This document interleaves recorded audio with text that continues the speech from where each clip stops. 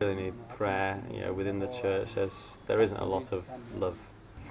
There's a kind of code of conduct called pulaku, and within that, there's a resistance towards closeness towards somebody else. Because if you're close to somebody else, you reveal your emotions, and that's not what Fulani does. They guard their emotions.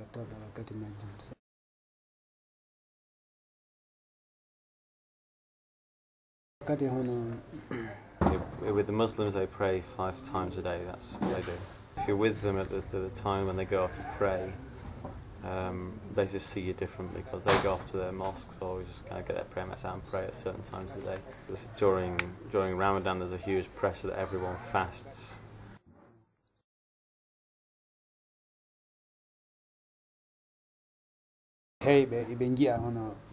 Fulani Christians get pressured to actually kind of conform, which is very hard again. It's often when they meet with other Fulanis, or like, for example, when the leaders of the church came up last weekend, and they found that was an encouragement because sometimes they feel very alone in their Christian walk, and because they are so few. The church is actually bigger than just this small area of Djibo, and the Fulani Christians are more numerous than we actually see. So that really encourages them.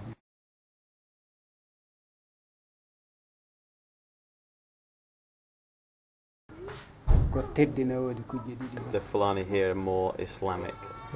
You have the group called the Djibo here, and he said of all the kind of Fulanis in Burkina, these seem to be the hardest ones to reach, and for that reason they really need prayer. They feel like grasshoppers in the eyes of this darkness of Islam.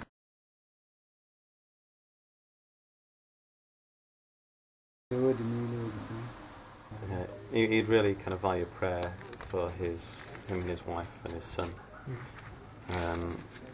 He said, the actual traditions of the Fulani here and the characters of the Fulani here are very different than where he comes from. And I think he's very concerned for the time when we go home, and he'll be on his own in relation to running the church. And him and his wife are quite concerned about that. So they really do need prayer. They know God's strength and provision for them.